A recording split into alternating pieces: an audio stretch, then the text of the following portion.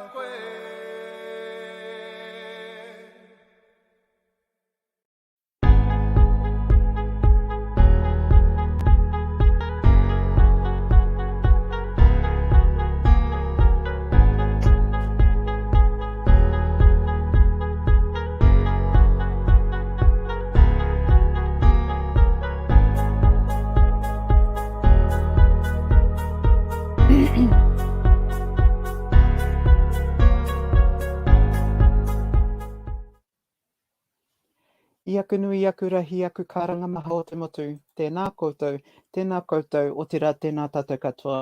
A tēnā tātou kua taimai ki tēnei tu āhuatanga o te whare kōrero, o te rā kua taimai ki tēnei tu āhuatanga e pāna ki tō tātou ni kaupapa kōrero. Nō reira, koutou mā, tēnā koutou, tēnā koutou, tēnā tātou katoa.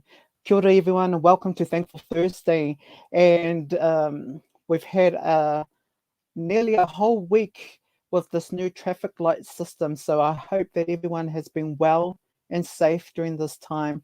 And there's been a whole heap of discussions around it.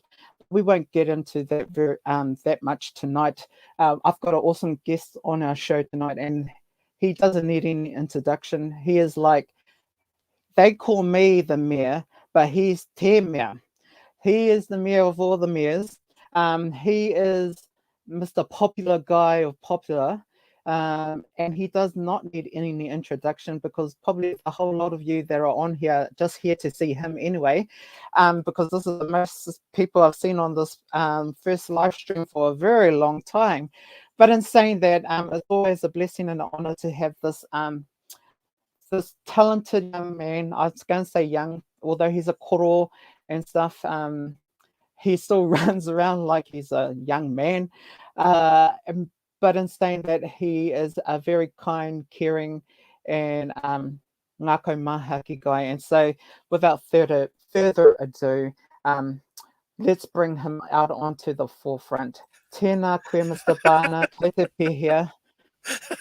Oh, pai ana mai, Iwi. I was just going to go. I've been laughing the whole introduction because there is only one mayor. Oh, actually, I could be the mayor. You are the prime minister, the president, the Here we ruler of them go. all. There can only be one, and it's you. And then I laugh because I stopped running a while ago. I shuffle jog now. Shuffle jog. Well, at least you go further than what I do. My one's is like rolling in my wheelchair some days, and that's even a mission. But in saying that, and it's not about me at all today, but e taku parata tēnā koe no mai hara mai. Welcome to the show tonight. Thank you for joining us, actually, because, you know, Thank you. it's only the elite people we have on here. But in saying that, me tīmata tātou, ko wai koe, no whiana koe. Kia ora koutou katoa, ko wai au, te mātāmu o wiki mai rawa ko Iwi Bhana, he mokopuna o Ambo rawa ko Honey Timihau te kōwhai, me Julie Paparo rawa ko Fred Gordon, he uriau o te rorotarangi, no hea koe, no maketu, no ine motu ahau, ko wai au, ko Rawiri Bhana tōku ingoa. Tēnā koe. Yes, let's start with your parents on the show and stuff, before we get into our funny stuff. But your parents have been quite an influential part, not only in your life, but in the lives of many. And some people really don't know this, but your dad was part of the Panthers, the original Panthers. Do you want to share that story with us on how he became part of the Panthers? Yeah, sure. So, yeah, my dad, he's a New Zealand-born Indian. So, my grandparents, my dad's parents, immigrated to Aotearoa after World War II. And like lots of immigrants at that time, when they landed in Auckland on the ships or the airplanes, they got shipped off to the poorer areas of Auckland. So they were shipped off to Ponsonby. And it's not the Ponsonby as we know it of 2021. The Ponsonby of the early 50s, late 40s was a very, very different place. I was just going to go. English was not the first language of Ponsonby. You'd hear Tokelauan, you'd hear Samoan, you'd hear Fijian, you'd hear Indian, you'd hear Pakistani, you'd hear every language bar English except for the police. So my dad is the youngest of 4 siblings, and they were all born in Auckland in very close succession. My dad being the only son there. So it was really weird for me growing up, is that because you just don't know when you ask, oh, who's this? And they go, that's your uncle. And they go, how's that your uncle? And you just go, it's my uncle. So my uncles and aunties on my dad's side were Tokelauan, were Tongan, were Samoan, were Fijian, were Nuan. I was just going to go, they were all these big islanders with big, huge afros. And then there was a skinny, if you met my dad, he's not his son's size. He's a skinny little Indian man.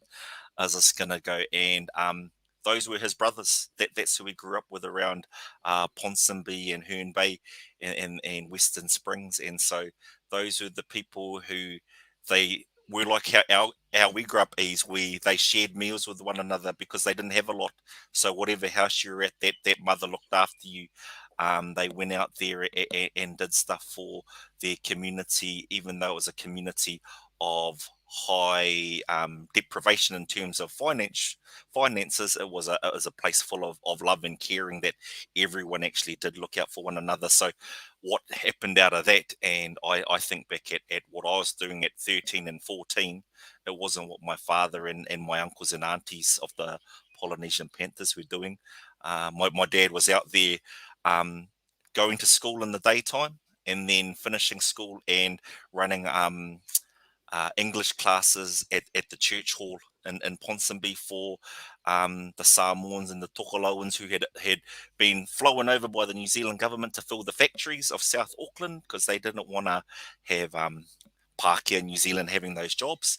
So they brought in these immigrants who couldn't speak, our Pacific brothers and sisters who couldn't speak English. So my dad and his Polynesian brothers and sisters at 13 and 14-year-olds were going to school to learn English themselves and then coming and teaching English, how to speak and how to write it to the Kraue and Kuia there. And there's a photo Iwi's just put up of my dad, and there's the middle one there. And that was at the 50th anniversary. So that was at the whare at Te Whare whānaunga o Tāmaki Makaurau this year, and they've just been made semi-finalists in the New Zealander of the Year Community Award. So so that was what my dad was doing. He was teaching English language. He was going out there and fighting the dawn raids as a 15-year-old. He was going out to Poremoremo and Mount Eden prison on the weekends to just go and visit the prisoners, because lots of those people, as we said, had just come with no family from whatever island they were sent from. So dad and my uncles and that would and aunties would go and catch a bus out to these prisons and sit and just talk. They were literally going there and just going to go, we'll talk to whatever prisoner you bring out to us.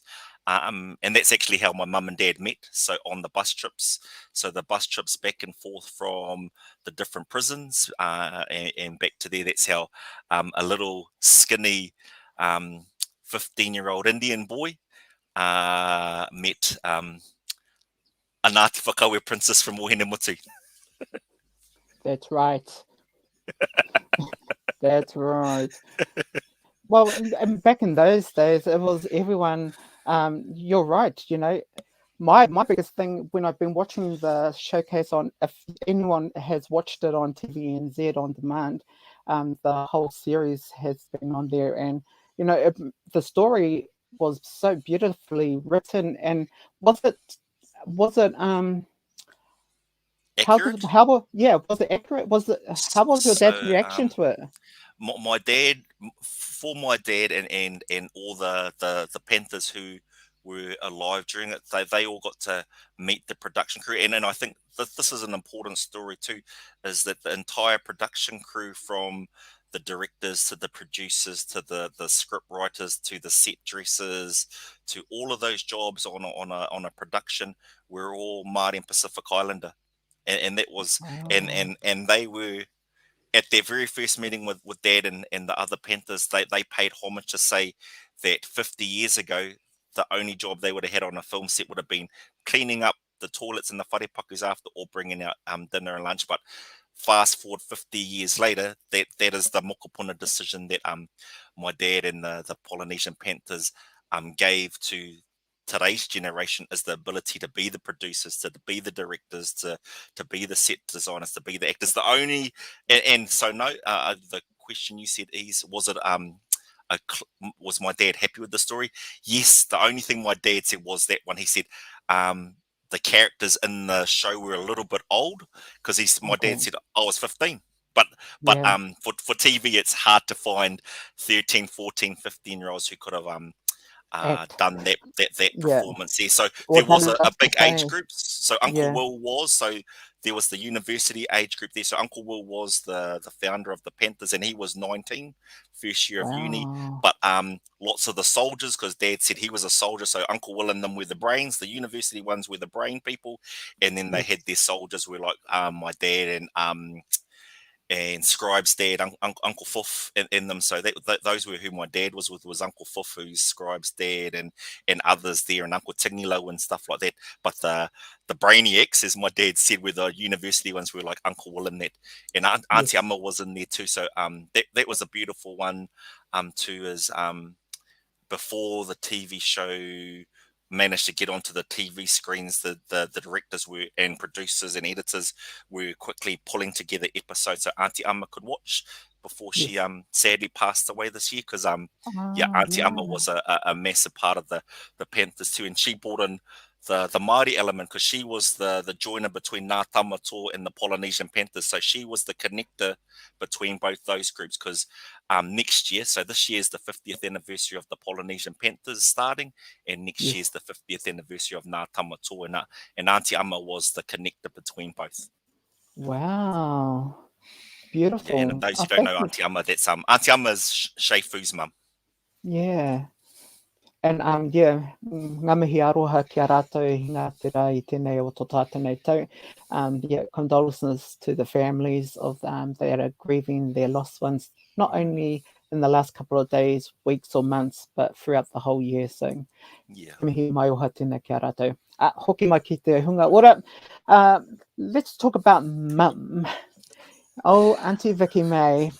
We were just having a korero about you, Auntie. It was nice stuff, just to put a thing. Your mum has been in the kota for a very long time. It's like ever since I was a kid and stuff, and she was always the person that was manaaki tangata, and that's never changed in her whole lifespan. How is she, and what's she up to at the moment? So mum has been on a journey, and it's been an unnatural journey for my mum, and I guess if you mirror the lives of your parents to your children, it's I guess a similar journey to me. So mum's been struggling with that journey from being in the wharekai, being the tangata manaaki for our manuhiri, and making that transition, as she rightly should, to the whare tupuna, and a lot within the whare go, Vicky May, you're a leader and you need to make this transition away from the kitchen. But her natural place is being in there with Auntie Tua, Auntie Misama, everyone else who's in the kitchen, whether it's Pok, whether it was my brother Eru Nuku, Auntie Iwi, all of those ones. Our natural place was a kitchen, and for my mum, it doesn't matter where you are. That doesn't mean you're not a leader, and so mum's going to go, no, I can still lead from the kitchen, but she's slowly been making that transition against her will out of the wharekai and into the whare tupuna, and she's trying to drag others with her. So Auntie Tua is still hanging on to the wharekai, going, I'm not coming in the big house. But they are leaders, and I look at the mana that my mum and Auntie Tua and others hold, and people talk about whakapapa and hierarchy and stuff like that, where you are in life. But I look at my mother and Auntie Iwi and Auntie Tua, and Tito and Pok, and all of those who are in the wharekai. For me, the mana that they have in our iwi, man, is I can't even describe it. And I was just going to go, and it is leadership, and it's leadership from the heart, and it's leadership born out of manaaki for everybody, for manuhiri, for their own, for their nieces and nephews who they bring in through to learn our tikanga and kawa of how we manaaki others and stuff like this. And it's just it's been beautiful for me to have been brought up by anyone who knows that the kōwhai whānau, well, actually, like lots of our Māori whānau, the men talk a lot, but it's our women who rule, and we've been very lucky within our whānau to have the likes of Nanny Max and Auntie Josie and Mum and Nanny Flo. And now I look at the next generations coming through, like Pare and Anahera and Eddie and Candice and all of my te kōwhai wahine cousins and aunties and that, who, man, are way more leaders than I'll ever be. Yeah, no, you're definitely right. The best part around that korero that you just said, transitioning from the kota to the wharenui and stuff, it's a huge stepstone. I remember myself always trying to go back into the kitchen part.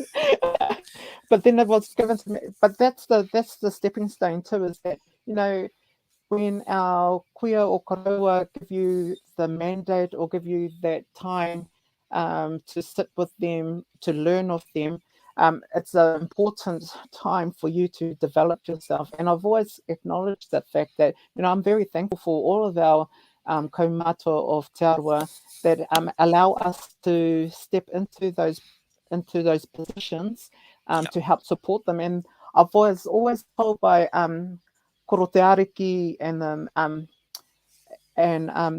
he's always said, he goes, I'd rather you do it in front of me now so I can teach you now than when I'm passed away and then the legacy of yeah, what I've left has gone, you know, and then I can't help you during that process. And he goes, and while I'm still alive, I'm here to battle for you to do that sort of stuff. And I've always acknowledged that fact, you know, when I remember being on the pai up at home mai tawhiti, and we had this is the story of a lifetime.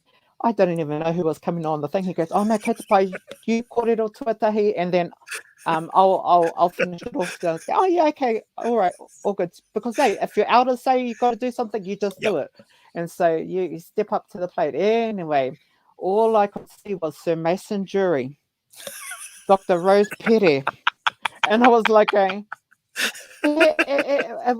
what? You know, and if anyone knows, these are so influential people in Te Yeah, Ao Māori. And so, you know, when you step up into that thing, and I was like nervous as, and he's going, "Kata pai, son, you'll be fine." You know, look, yeah, he's reassuring me, and all I can hear is Dr. Rose Pere going, "Ra, ra, ra, ra, ra, ra," like 5 octaves high of reaching to ha. And then you had Sir Massaguri, you know, in your face going, "You're your idol," you know. It was like, oh my gosh, you know, and um I was all right at the end of it, but during that time, I was like yeah, nervous as. But even today, people go, "Oh man, you're natural at it." I was going, "No," yeah, I said, I'm still nervous. Public speaking, you know, I just got the gift of the gab. But in the hindsight, you know, when our kaumātua, the moral of the story is, when our kaumātua tell you to do something, you just do it. And yeah, it's always a learning. And that's the best part I like, and not only from your mother, Auntie Iri and them, they've always had lessons that they taught during their time frames in the kota, out of the kota, in front of the wharenui, you know, just simple things. Tangohia o hu, tangohia to pōtai, you know, dressed to impress basically, and you know, yeah, and serve everybody like their royalty. And so, you know, that was a really huge lesson that I got from not only your mum but from quite a few of our elders in our community. So you're quite true, that transition is a hard thing, not only for them but even for the likes of yeah, us that are being asked to do some of these things as yeah. well. I love that you brought up Uncle Te Ariki as well, Ease, and I think of Uncle Te Ariki when I sit with him now. Um, and he tries and pulls out a bottle of Glaver and go, "Boy, should we have a little whiskey?" And I go, "No, I'm all right, Uncle. I don't want a Glaver." But he talks about that, and he talks about allowing and saying, I guess, his transition, because he's talked to me about his transition is not to sit on the pie and be there, is to sit the second row and to allow our young ones to make mistakes, because he's there to catch us and Yeah, he's that's there right. to protect us. And Uncle Te Ariki always talked to me. He said, "I will never put you in danger because I will be sitting behind you to catch you when you fall." But it's about and I love that, even like the likes of Uncle Te Ariki, he doesn't want to sit on the pie. And then because he wants to bring forward the next one. So like when I sit and talk with him, and it's just that wisdom of knowing that stuff. And also just they're such humble people. I think of my mentors like my mum and Nanny Max and Uncle Bishop, Uncle Pihopa. But my one of my biggest influences and man, and you know who I'm talking about. He's every second word out of his mouth was a swear word. But Oh Uncle Mickey yes, Rana, yeah. I was just gonna go.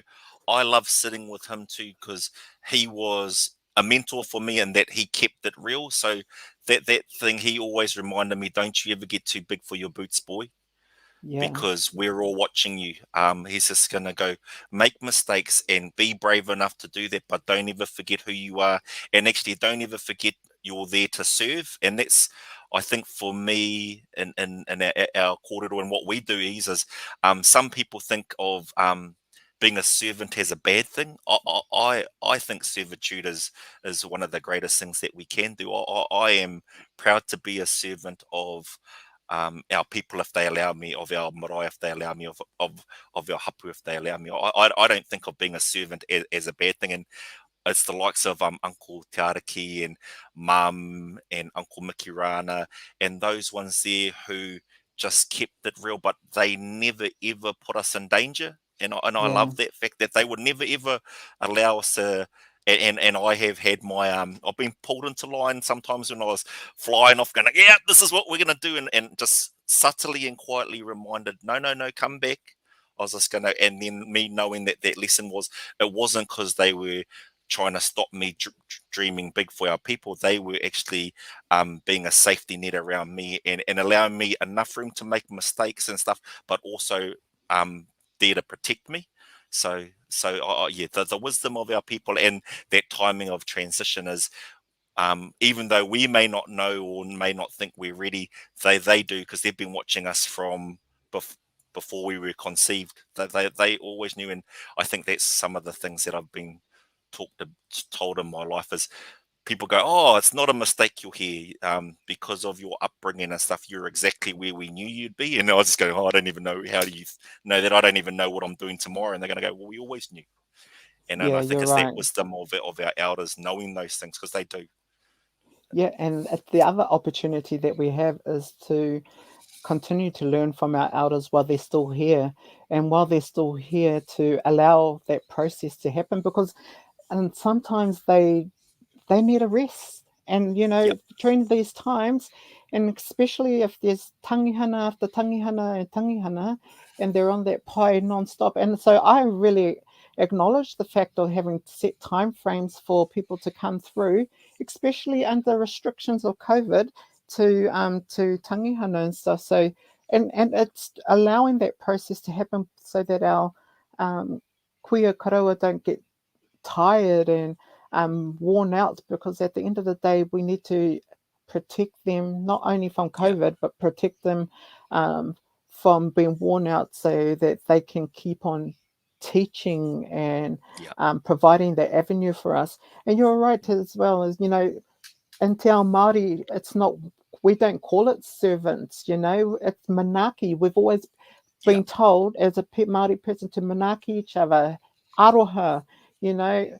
And so with all of those things put into a nutshell, it's all around, yeah, allowing that process to happen. So yeah, tika o Yep. korero. And yeah, huge mihi to all of our whānau that behind the scenes, kapai Yep. ki muri, kapai ki mua, when the back is running ship Yep. so well, the front goes well as well.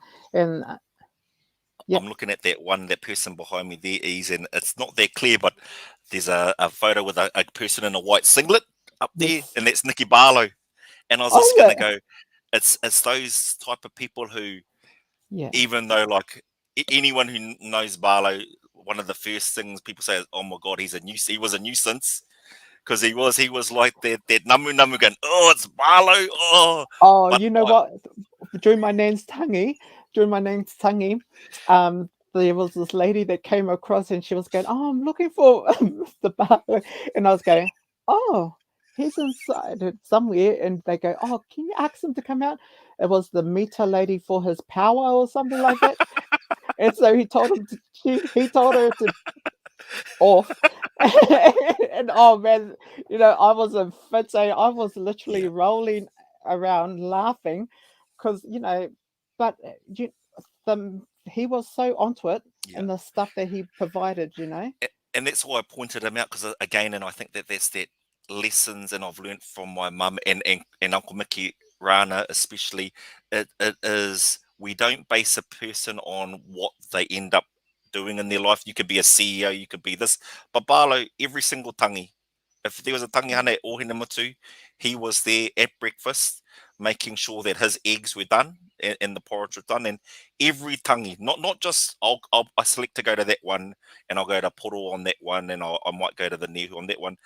The tangi from start to finish, and I think of like the likes of Puck and Tito and my brother Edu and stuff like this, that in some cultures and stuff, people would look down on them and go, oh, they're nothing. But I was going to go, those are true rangatira there. I was just going to go, they uphold the mana of who we are as an iwi, as a hapu, as a people, because they are there every moment. And I look at Puck now, and he's a gold carder, but he's still on our marae. Tito is there with a broom and a mop and Yeah, the definitely. buffer for the floor. Every tangi, you don't have to ask him, you don't have to tell him what to do, because he knows how to manaki one person or 1,000 people or 10,000 people, and he knows what needs to be done. And it's those sort of people, and that's why I pointed at Barlow, because as much as a nuisance as he was, and the biggest storyteller of all time, and my mokos have picked up the Uncle Barlow's gene of being storytellers, is that he was there every tangi. Yeah, he was. He'd walk from 68 Cody Road down to the pa, and he'd drive everyone insane all day in the whare. But those are the people we love and miss the most, and think of the most, because when I think of tangihana and stuff like that, that's who was always there. The Auntie Yeah, Roses are always at Ngārara Nui, and Auntie Tu is always, and you can just rely on them. And it's that thing of, I think sometimes people take that for granted, that they just are there when other yeah, people make a decision of, oh, I might just go for the last day, or I might go for yeah, the first day and stuff like this. They make a decision to be there for our people from the start to the end, yeah, and definitely. and do it for the love of their people and the love of the people who are lying there and the people that they have to manaki. Yeah, you're right. And it's just that common aroha from them that comes through everything that they do. Yeah, they were funny as normal, but their aroha was so big and huge. As adults now, you just look at that and go, yeah, Yeah, that was manaki and yeah, its fullness when they were at the marae. And I still remember because when Nan passed away over in Australia, and she came back here. And then it was him, Pihopa, and the Amaho sisters. They came and said, "Oh, you need to bring Nan down to the thing to the marae." And I was going, "She just got back. Oh, she just got back from Australia." And so, yeah, but it was beautiful. It was that yeah, beautiful time because during those times, they all grew up together. And even though Nan was over in Australia for 40 years in the Navy over in Australia, um, she still came back every year down to the pa and supported anything that was down there. So, there was just any of those sort of things. And so when Auntie Josie and them used to talk about the stories of what they used to get up to, I was going, wow. And then with yeah, the other sister, Nanny Helen, when she was part of the St. Faith's choir back in the day, and you go, oh my gosh, you don't hear those stories until they're all sitting around together, yeah, because they just, they don't tell their story in its fullness. They'll say, oh yeah, I was a part of that group, but that was it. It wasn't yeah, like to a story where we start to appreciate what their contribution was to not mm, only to our Māori, but to the iwi and to the hapu yeah. during those times. Well, I look at Barlow, and I think of my auntie sister and that too. Those are my mum's two oldest siblings, and they were two who lived in Whakatūria. Because at a time, even in those times in the early 50s, not everyone had a whare to live in. And so our rangatira of that stage there were many of our family who lived in Whakatūria until they were able to um, be helped by our iwi and hapu into to whares. And those sort of things there is like Barlow never forgot those things. And again, not just even tangis, I always remember Barlow without rain, hail or shine would be at Anzac, would be at Tunuhopu, making sure that the breakfast was done for everybody who went to Ōnemotu for Anzac and stuff like this. And it's those sort of things. And I do I think about Barlow and Uncle Mickey Rana and Erunuku. I was just going to go, some of the biggest tangihana we've ever seen is for the people who pick up tea towels and the people who raise the flags on our marae, and people in, I guess, normal Western society will go, oh, they were a nobody. But like people still today just go, man, we Eru's tangi was massive, that the mana of Eru, them carrying him down from Tunohopu down You're right, to but that Koiro was your Marae there. brother. Your brother Yeah. was And he exactly was that person. 35. Yeah, but that was your brother to a nutshell. You know, he was Yeah. manaki anybody, anywhere, anytime. You know, Yeah. anything that was happening at the marae, you were guaranteed to see his face in the kitchen with that tea towel, or at Yeah. the back getting the kai prepared. You know, Yeah. and without a, and I think that was the aroha that he gave. That's why there were so much people that wanted to give that aroha to, not Yeah. only because of your whānau during that time, but he did have an influence in so many people's lives Yeah. and during that time. So yeah, no, you're definitely right. There are a whole heap of whānau that have passed on now that were quite influential in the, and for me, you know, they are the ones that continue to guide me in everything that I do. I'm not quite sure if it's the same with you, but I always reflect on the stuff that I do, and like this current event that you and I are involved. Well, I've brought you involved into it, but you know, like the share the chair stuff. You know, it started 10 years ago, but in Yeah. saying that, it was an influence of others that made it happen to what it is today. And you know, you got to acknowledge those people, like your brother, um, like Pihopa, you know, that continued to not enhance the mahi that we were doing, but to educate us in that mahi Yeah. that they were preparing us to do. And you look at it today, you know, we've got some awesome whānau, and yeah, like the Richards, you know, like Pari and them, you know, the amount of mahi that they're involved with, not only with the marae and stuff, but in our community is Yeah. humongous. And they're quite influential people in their workplaces, Yeah. in our community, with their whānau and hapu, and actually paving the way for other whānau to get supported Yeah. in that industry. So, you know, there's a whole heap of things that you've got to wake up and you just got to be so thankful for each day as it comes, Yeah. And basically. that's like you said with the share the chair ease, and I look at you, and I look at me, and I look at Nanny Max, and others, the people that you brought up. I was just gonna go, and I'm lucky enough to work with some amazing Pākehā colleagues at my job, and they are wonderful people, and they often just cannot fathom that I drive a little bomb nana car and that I don't own 3 homes and this, because I work with Pākehā colleagues, and I'm just like amazed. I was going to go, what, you're buying your 4th home and you're doing this?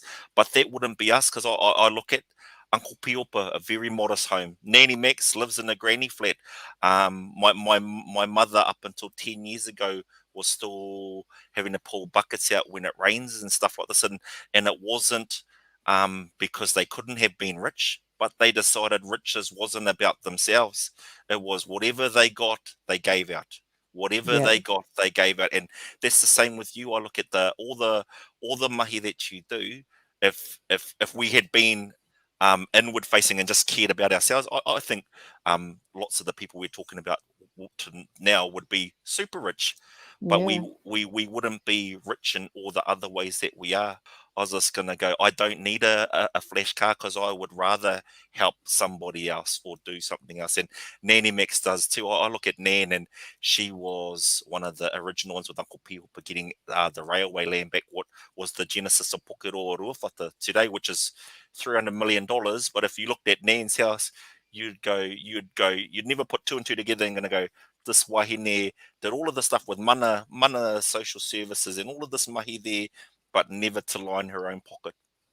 yeah, Never. that's And right. I when you bring up the Richards sisters and that as well, their mentor, which is Nanny Max, and has been a massive influence in their life, is the same thing. They live a life of giving and servitude because of the role models that they have and stuff like this. And that's the same as Barlow and stuff, and Erun. My brother wouldn't have had $5 to rub together in his wallet, but he was richer than most people I work with in my job who own their fourth home and go on these massive, amazing holidays and things like that. But my brother didn't do any of that stuff and barely left Ohene Mutu, but he supersedes them in all the riches that those people would ever have. And that Yeah. though those are that is what our role model should be. That's what it is. We shouldn't be role modeling to become billionaires and millionaires at the sake of stepping over and on top of our fellow citizens. And it's that manaakitanga. I was just going to go, we will give the last bit of kai in our cupboard to make sure our manuhiri is fed before we eat ourselves. And those are the things that are being passed down to all of us. And I'm so blessed, and I think that we are so blessed to have been born in a time to have these amazing role models who, like my father and like my mum and like everyone we've spoken about tonight. It's just been I don't see myself as anything special. I just see myself as a reflection of my upbringing and the people who influenced me, which is like Nicky Barlow, which is like Eru Nuku's a hero to me. My Yeah. brother, if anyone ever talks to me, I'm going to go, oh, Rawiri, you're this leader to me in our community. I was going to go, man, my brother smokes me and that stuff. I am nothing compared to my brother. I was Yeah. just going to do and all I can do is try and be more like him every day.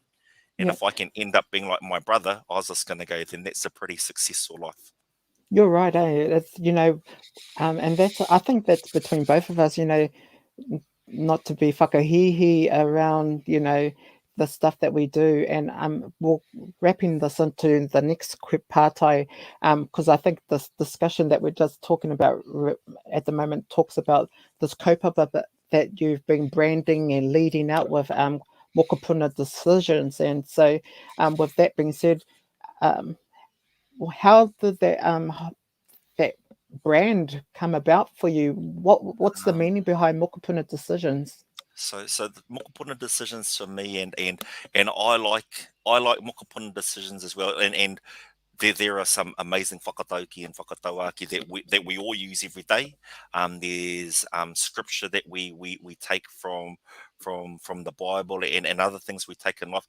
Mokopuna decisions for me, I like for me because it bridges both worlds. So when I'm with my Pākehā colleagues or people in the community, they want to know about mokopuna decisions. So even if mokopuna is the only word they learn, they get to hear my sermon on what mokopuna decisions is, and it's everything that we've been speaking about tonight. Is so like the journey of my father and mother and everyone else we've spoken about. I was just gonna go, the decisions that me and you make have never been about lining our own pockets. Yeah. The decisions we make actually we may not ever see the reward from it in our lifetime, and we may not see the reward of it in lifetimes to come. But for me, the mokopuna decisions come about because I saw, rightly or wrongly, and I can't be the judge of that. Lots of people that I know adopting a strategy to get very rich and being very successful. But for me, those decisions were not based on mokopuna decisions. So mokopuna decisions for me, and people ask, one, how do I get there?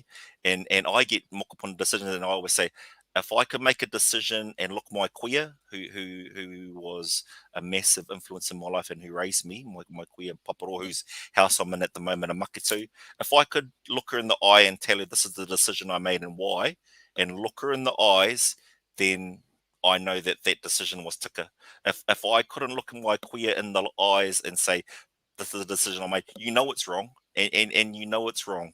And for me, that mokopuna as well as again is not decisions about ourselves. So I always talk to my Pākehā colleagues when they talk about it, and we break down mokopuna, and we talk about what a moko is and what a mataoro or moko kaua is, and it's a expression of your whakapapa both sides, and the puna there is the reflection. And I always use to them too, and they're trying to still, and I can not see the light bulb moment, and I show them the photo of Simba looking into the pool in The Lion King, and he sees back Rafiki, and I was just going to go, and it's Yeah. that decision of you looking into that puna and you see back your kuia or your kroa or your eru nukus or your barlows or your nanny mixes, and you see back those people who've mentored you, and you are a reflection of those people there, and the decisions that you make should also reflect that. So going forward, and I look at Uncle Mickey Rana, and you know that he didn't live in a house with power.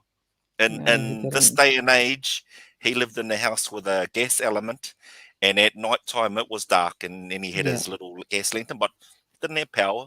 But he was rich, and the decisions he made were never to line his own pocket. So that mokopuna decisions for me is something that I use lots, and everyone knows that's me, and it's just me not trying to be better than anyone else or anything, because I don't think I'm better than anyone else. But I tell people this is why I do things, and this is decisions I make at work or in personal life, and we all make mistakes, and I'm nowhere near perfect. I still trip up on the daily. I still trip up, sometimes small trip ups and sometimes big trip ups, but it's trying to be, like I said, if every day I can work to be a little bit more like Erunuku, that for me is making a mokopuna decision, because my brother lived the selfless life, and that's what I want to do. I don't want to make a decision based on what's the best thing for me. How much can I screw that person out of that to get that deal, or what can I do there, or how much wealth can I acquire? Because I was just going to go, in the end, for me, my love is Amaru, John, and Tamarangi, my two mokopuna now, and I yeah, was just going to go, I want them to have the life that I live. And when they have their mokos, I want their mokos to go, man, our Kraua Raori made this decision for us to be here now. And our iwi made these decisions, and it wasn't about wrecking our taiao or thinking that glass and concrete and making money was the be end all of everything that we do. That that lots of the things we see now in the modern Western world are not the things we should aspire to. We should aspire to be the Auntie Tuas. We should aspire to be the Koro Pihopas, the Uncle Te Arakis, the Nanny Maxes, the Iwi Te Whaus, the Dwayne Stricklands, the Irina Richards, Irina Temara, Candice, and those ones. That's who our hero should be. Our hero shouldn't be the Mark Zuckerbergs or the Elon Musks or the guy who owns Amazon, whoever that fella, the richest guy in the world is. yeah, true. I was just gonna go, yep. I remember when I was younger, yeah, that'd be cool. I want to be a millionaire by 30, or I want to be retired by I'm 40, but I don't want to be that anymore. I want to be living in a world where I know my mokos have a better life, and hopefully I get to be part of that by making those right decisions every day. And whether it's just sharing a story or sharing the chair like you're doing, or at the petrol station going to go, I'll fill up that person's car, or whatever decision you make, the decision just to wake up in the morning and go, I'm actually going to not do that what I did yesterday because that was kino, and I'm actually going to be. Those are all mokopuna decisions, and I think if we all make those and that it's good. I love that the mokopuna decisions has been picked up lots. So if you ever hear any of our councillors on RRC, they all use mokopuna decisions, and I've had people go to me, oh, you need to market it and trademark it and sell it, and I was just going to go, no, I don't own mokopuna decisions. I say that all the time, but I was just going to go, it horrifies me to think that people want to monetize it. Mhm. I was gonna go, it's not a monetize, it's a just, let's just do it. Let's not Yeah, think of, oh, it's choice. This is like the Nike. Let's sell that one there and stuff. So brother Dwayne Strickland, we're pulling together a whole heap of t-shirts and stuff, and people are gonna go, oh, we'll buy them and stuff like this. So I was gonna go, no, not gonna buy them. I was just gonna go, if I can give them away, because that's cool for me. If the message is out there that we all want to live by mokopuna decisions, that's something good. And even though I say it lots, I don't want it to ever be down the track that it's ascribed to me. Because people have asked me that, can we use this? And I said, of course you can use it, because it's yours. It's not yeah, Rawiri Bhana's. Can we use this? Of course you can. It's yours. Mokopuna decisions is yours as well as it's mine. yeah, I just say it a lot more than other people there, but it belongs to everybody, and it's not ascribed to me. It's ascribed to all of us, because all of us mokopunas. We were all somebody's mokopuna, and we will all have mokopuna. So I was gonna go. It's not mine. It's everybody's. Um and I know I've had that fight where people are going, oh, you should trademark it and make some money off it and stuff like that. And I was just going to go, if that's the route I took, then actually I'm not even making a mokopuna decision anymore. Yeah, I think it's based around also sort of like the tino rangatiratanga Yeah, symbol as well, that was created by these wonderful wahine and stuff, and but the meaning towards it is different to the meaning of all these other things. And you're so right, the mokopuna decisions that we make of today will be this benefit benefiting for our mokopuna of tomorrow. So, it's around enabling people to, like you said, take up that kaupapa, run with that kaupapa, and make it their own. And not only make it their own, but to live by it and the yeah, things that they do. And you're right, we don't make money. Um, we're not the richest people in the world, but we will do our damn best to get um, either our point across or our message across yeah, by helping and supporting others in our community. And you've established quite a few kaupapa um, um, like mokopuna decisions. And so there's that new business one you're paying the way forward for, a collective of you, um, Maria Ngawati, and I think yeah, you guys have all started that a collective of this business stuff. There's a whole heap yeah, of things that have been influential in our community. That being one of them. Can you just give us a small korero about that yeah. kaupapa at the No, moment? so And the couple of co-poppers, and like one of them again, and it wasn't the one. And again, I've been told off that I should have made money in the app. So Tautoko was one, and that was come out of last year. Is that Tautoko one? And yes, that's right. I'm loving seeing others pick it up. I love that Whakaue Assets have picked it up now and are trying to promote. And I was just going, that's the whole point of it. I was just going to Tautoko, and Tautoko was awesome because it was picked up around the country and by different rohe and different iwi picked it up. And someone said, oh, you could have market, you could have franchised. And I said, no, that's not the point. It's about us just supporting each other. And out of the tautoko, which was supporting our businesses, came in DigiShare. And so that's a kaupapa that Maria Ngawati, Anahira Waru, John Shortland, and Serena Lau and myself are working on.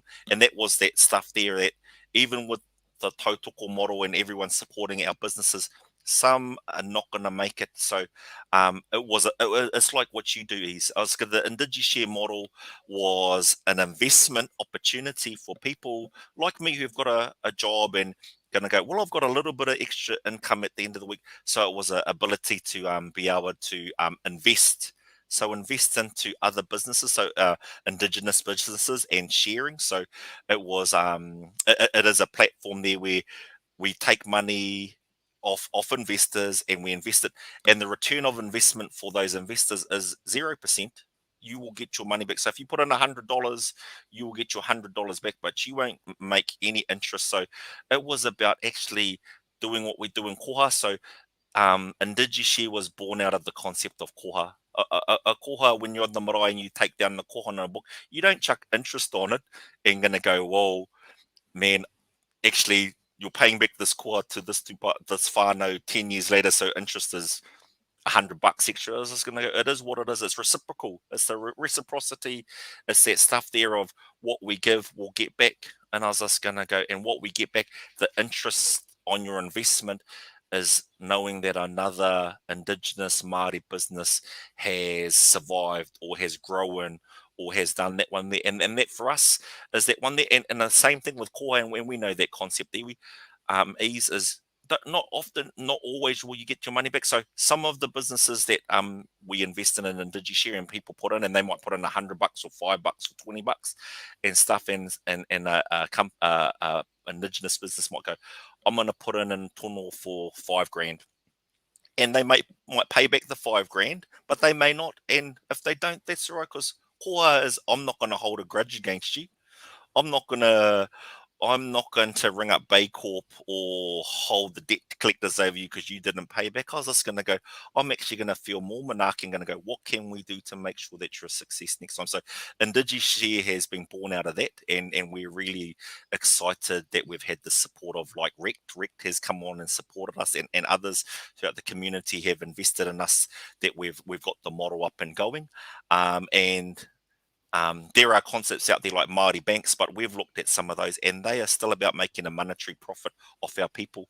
And I don't want to make a monetary profit off our people. So like in Digishare, like all our kaupapis, and you're the same, all the boards and stuff we sit on, people go, oh, well, how much are you getting paid to sit on this board? I said, nothing. And they're going, how much time do you put in? I said, I put in a lot into this kaupapa because that's my koha to making this happen. It's not about getting a director's fee or a trustee fee. And I don't want to make money off the blood and sweat of a nanny who may come for a loan, or a young Māori business person who's going to go, man, this is going to be the difference between me always working for somebody or starting my own business. So that's the profit for me, is like koha, you will get it back, and you may get it back in abundance and you may not get it back, but we'll get it back somehow along the lines. And they're those Wairua credits. That's what you're getting back. I was just going to go, because if you are that type of person who's investing in Digishare to make a monetary profit, you're probably not the investor we're looking for anyway. You're giving koha, and all that it koha means. And it doesn't come with strings attached. It doesn't come with conditions. It doesn't come, you need to spend it on X, Y, and Z. A koha is a koha. And those I are the was things. when I did my donation and stuff like that, I was more fascinated around having more entrepreneurs in the midst of either developing content for te ao, for on it, Yeah, but small steps and getting that investment and helping support them and venturing out on into that big world. And you're right, people have just worked all their lives, and most of the people that used to work in the tourism industry had to look for certain other credentials to help support them in other places and stuff. yeah, And so when you talk about offering a hand up, it's not a handout yeah, at all, helping them on their journey and stuff. You're right. In its time frame, people are going to start paying it forward for other businesses yeah, to actually take up that putia. yeah, And so, it becomes the putia starts growing and growing for other businesses, and more yeah, businesses will start growing in that sector. So yeah, that's the biggest part that why I invested into that kaupapa, because that's what I saw, yeah, was that it was an investment to grow more entrepreneurs and grow people's dreams and aspirations. Because if anyone, if that was available for me, 20 years ago, no, 10 years ago, because I'm not that old, but if someone had that opportunity for me back then, it would have been a totally different yeah, story. I would have been able to do so much more in that time frame, and created a business that was much needed in our communities. And yeah, I'll just see here, Mihitai Puki Puki is just laughing.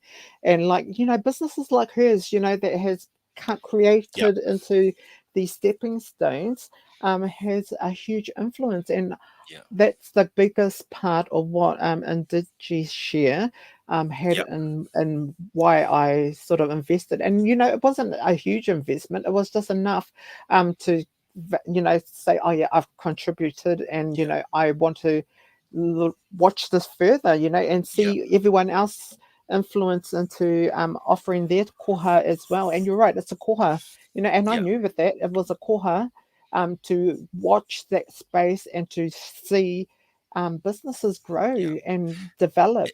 And like you said, is that koha, and I love that you 100% got it. That it's that continuation, because that's what it is. And we wanted to take away that dark cloud what hangs over, because lots of the people we were talking with were going out to loan sharks and getting small business loans from people who are going to go, yep, it's 30%. and it Yeah. was compounding. And so a $2,000 loan ended up costing them $15,000, $20,000, or bankruptcy, or their kids not eating. So we wanted to take that pressure away, because if that pressure, that pressure of, oh, this interest is just building every day, is taken away, our people who take a call want to give it back. They actually want to pass it on, and share it, and make it that reciprocal circle of passing that koha on. And like you said too, is I was gonna our people are, and I remember a report I read from KPMG about entrepreneurship, that we were always entrepreneurs. We had the flax trade when the biggest traders, when the whalers and that come over, were Māori. It wasn't them.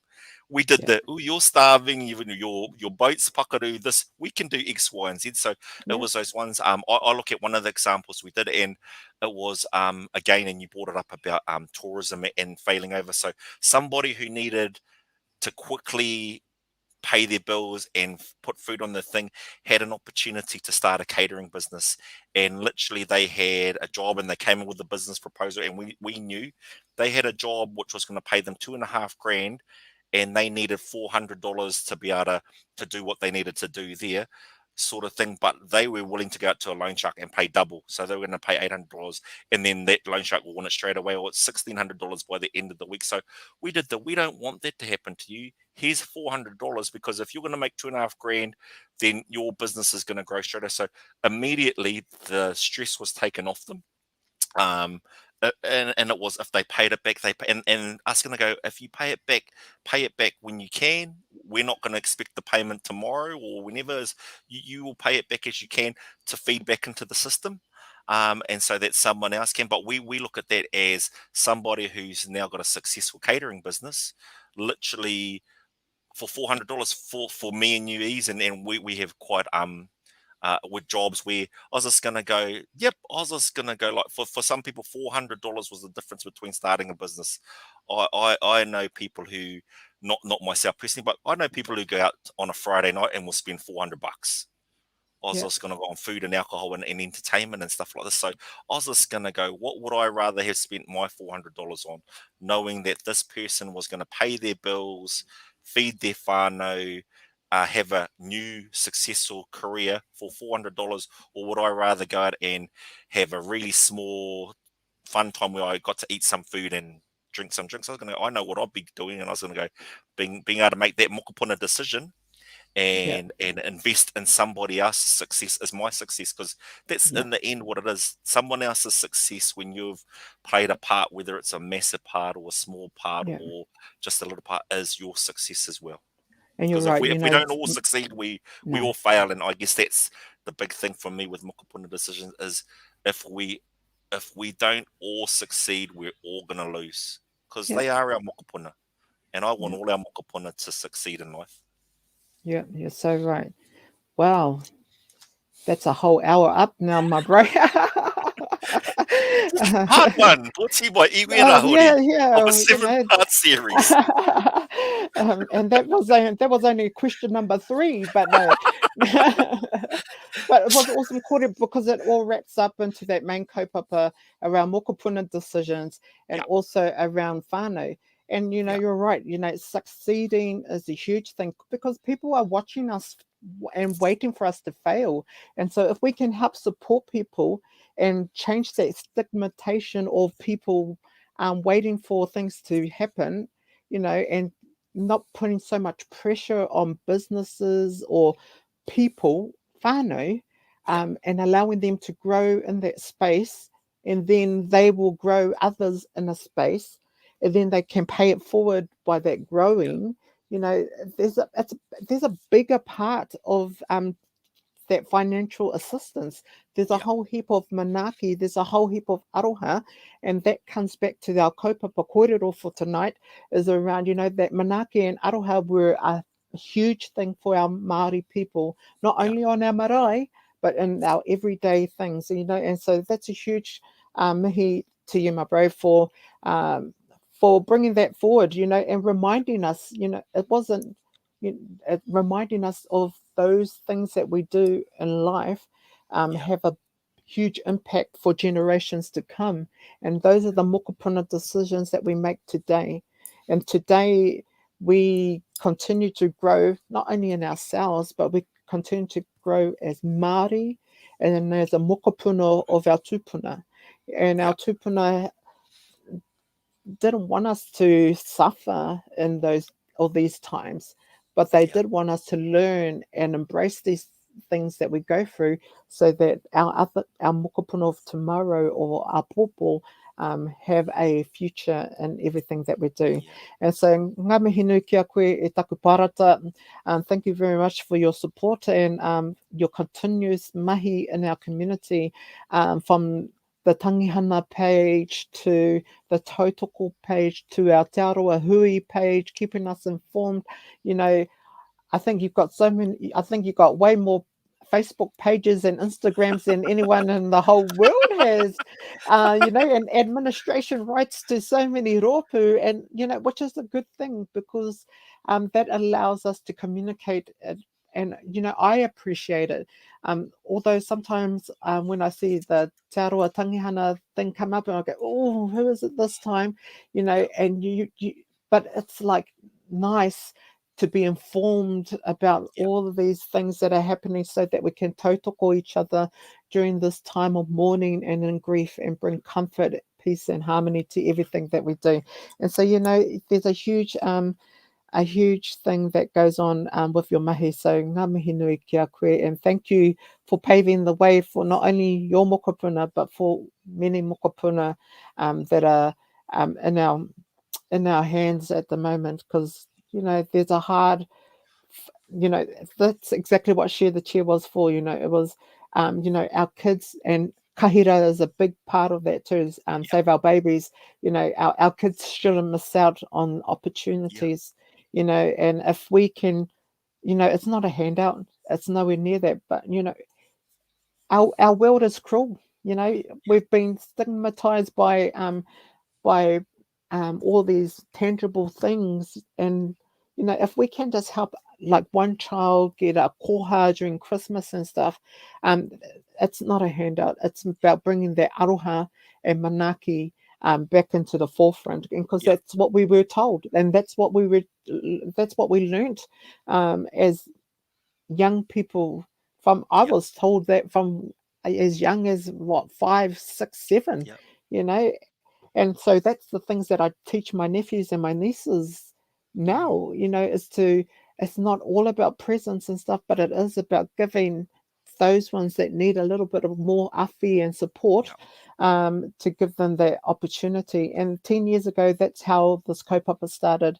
Was we saw a need of kids in hospitals that were going through mamai of their own, and it was hard enough having kids at home, let alone having a kid in hospital during that time. And so, getting presents, singing Christmas carols, all of that sort of stuff was a huge part of what we do. And so, to all our entrepreneurs out there, ngā mihi nui kia koutou, to those ones that are starting their businesses up, either online te reo Māori courses, any mihitai, and your business at Market 12.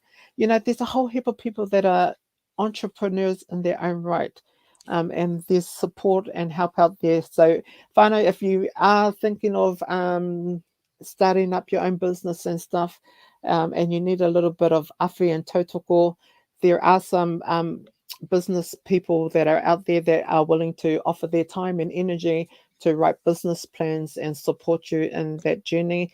And then also, as we heard about Indishare, the awhi and tautoko that is available through that pathway as well. So whānau, Rawiri, thank you very much. Any final words from you, or words of inspiration? I'll try and keep it real succinct, but I was just going to, I just wrapping up what you just said to Ease, I took a couple of things where you say, the waiting for people to fail. I was just going to go, that should not be our mindset.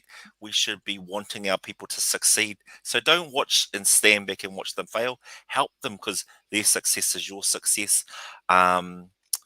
all of the things that you said, and I just quickly, because you did bring it up, the tangihana page, and the responsibilities that come with it.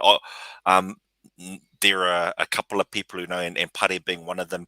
It was a role that both me and Pare tried to give away a couple of years ago, because it does the weight of being that, like you said, there are some of our nannies and koros who the only reason they've got a Facebook page is to be on our tangi pages. But in the end, like I was told, that even though it's mamwai, it's comforting because the word that we're able to share, and they're going to go, people said, we go on the tangi page because we trust you, Ra. I was just going to go, you're not doing it for any other reason. And the tangi page came about because I wanted our people to stop paying $500 for daily posts, tangi posts, and I thought that was obscene that we make money off those notices. So that's why the tangi hana page came about. But it was that one of I guess my last word will be not mokopuna decisions, because it's an easy one. It's what Peter Parker's uncle said to him just before. Uncle Ben said to Peter Parker, who's Spider-Man, with great power comes great responsibility, and we have that responsibility to our whakapapa, to our mokopunas who are going to come, to one another, that whatever we do in life, you have that responsibility to make those mokopuna decisions. I was just going to go, and remember that we're safe, that we shouldn't be watching each other fail. And again, just wrapping up quickly with what Uncle Tiaraki did was, and my mother and Auntie Iri and Nanny Max and Uncle Piopa, is they don't want us to fail. They don't stand back to watch us fail. They allow us to have the room to make our mistakes, but to be there to catch us when we're going to fall, because they know we'll trip, but they are there to guide us and stuff like this. So, yeah, just that one. There's all my love, and my final word is just to you, Ease, is and you know this, and those who know me is just gonna. This tonight wasn't about me, and it never is about wanting to talk about me. It was about you, because you are one of the people that are my heroes and inspirations, and you know that I love you, and I've always looked up to what you do. And like I've talked about me trying to be like Eru Nuku more every day. If I can be like you, Iwi, you are an example and a role model to me, and you know that I look at everything that you do selflessly, whether you're Mawiwi or not. You only have to ask, and it's always a yes from you. So, I just wanted to give my final mihi to you, that you are my absolute hero, and love you with all my heart, and always will. Thank you. Love you too. Um, Equally, you've always been a hero to many of us, including myself. And my whānau and I are always thankful to you. Always been there, not only supporting me and my journey at the moment, and I've shared it on here for many times and stuff. And people like you that continue to walk with me on this journey. And I've always told my neurologist and my hematologist that, paro marungua is not a prescription that you write down on a piece of paper. Paro marungua is doing this sort of stuff, being around people, and being around that love and aroha that people like you continue to give to me. So thank you for those healing times, and but also during those tough times that we've done life together. Not only in Papatakaro and in the health Everything, the whole industry. journey. Yeah, the whole journey of life. It's been amazing, and it's been so Yeah, rewarding at the same time. So ngā mihi nui ki a koe, e taku parata, o tira koutou mai, mā takitaki mai te pōnei. Me tēnei o tō tata nei, me ki whare kōrero e hāngai ana ki tēnei kaupapa. Thankful Thursday started out of lockdown to help support and let us embrace the many things that we have in life. And one of these things are people that share this platform with me.